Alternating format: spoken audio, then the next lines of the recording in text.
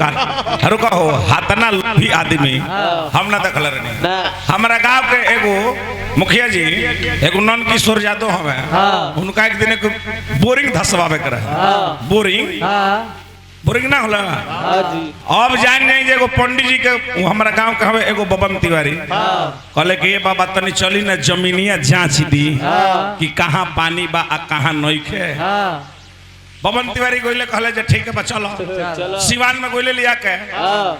एगो खेत के टोकरी के कोना लिया के गोइले कहले कि देखो देखा जादू जी हे कोना पो हे कोना पो हे ही कोना पो हे ही कोना पो ओह कोना से हई कोना ठीक बा हे कोना पो 80 फीट जब जाई नु बलबला के पानी फेंक फिटिकिरी एकदम एकदम फिटिकिरी से एकदम पानी फेंकी मीठ लगी कहले कि ठीक है बा जादू जी अब हमारा लेट होता चलो कुछ भोजन पाती कुछ कराबो 11 बजा दी हल खेते देखावे में जादू जी कहले कि चली द्वार पर गोइले पंडित जी कहले जे खाटी पे बैठी पंडित जी खाटी पे अपन बैठले अब जान जाई जे जादू जी का कहले कि एगो कटोरा में नीचावा दही क दिहले आ दहिया के ऊपरा क दिहले चूरा कहले कि पंडित जी हमें बड़ा चूरा दही के प्रेमी हमें यही तरी माने नीचावा क दिले दहिया आ ऊपरा क दिहले चूरावा कहले जे महाराज जी पाई अब तो पंडित जी गरम हो गए कहले कि चुप रह मरते भर भर दिन भर घामा घामा घुमावलो आई सुखले चूरा ले कही आप ने खेतर कटता होतन देखो मेन कटता रुको रुको कहले कि दिन भर घामा घामा घुमावलो आ होई सुखले चूरा कहले कि ना महाराज जी सुखले नहीं खे ओ में तनी पहले काम अरे बस शुरू करी ना चुप रहो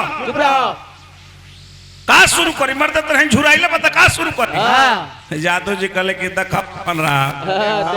80 फीट नीचे तारा पानी लौक गइल आ चुरावा के 1 इंची नीचे तारा दही नहीं खे लौकत खाली टीका पंडित जी छिया खालो खाली बोल अच्छा है हमारा सुमित यादव जी बड़ी बड़ी देखा बोका मत बना 80 फीट नीचे इनका पानी लौक गइल आ है चुरावा के 2 इंची नीचे इनका दही नहीं खे लौकत नहीं खेलो आहे पो बड़ी बड़ी रुपया दले मैंने पुरस्कार छपरा नहीं खन गोई हो जा जेबो त किस्म किस्म के तरह के जानवर देखे के मिले देखा हो जा जेबो त किस्म किस्म के तोता रंग बिरंग के कुकुर मिले हस ई है और एगो जानवर रहल पहले मुखिया जी के हैं एघरी हथिया भी है नो हां पहले बता के मिली जाना एक दिन देखा ना मुखिया जी के हथिया के देखब त तार मूर्छा आँखिया खुल जाई बड़ी बड़ी रुपया देने पुरस्कार ना धले अटल बाबा जा ले ले वो जा लौटा के अटल बाबा जा नचनिया ले आवो अरे तारा हरु कहो आतना नचनिया के माने वाला देखिए उहो एगो बलिया जिला के पंडित जी हवे लेकिन वो पंडित जी इतना महान हवे कि 5 मिनट में नचनिया के 14 गो लहंगा खींच दिए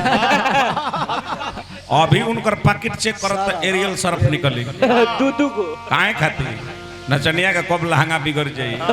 कब खींचे के पड़ जाई हम मनीष बाबू अब कहे के नहीं ई कहत रे बाबा 2-4 हड़ी दंडवते घींची ना एकर मतलब जो कहियो दंडवत रवा घींचवले बने उनका अरे ई पाका अरे जाए दादा बकटे यहाँ अब देखी बोका के पाठ इहे के हमारे कहते जे मेन बोका मेरा बने ना महान बोका हो जाए जा पुरान बोका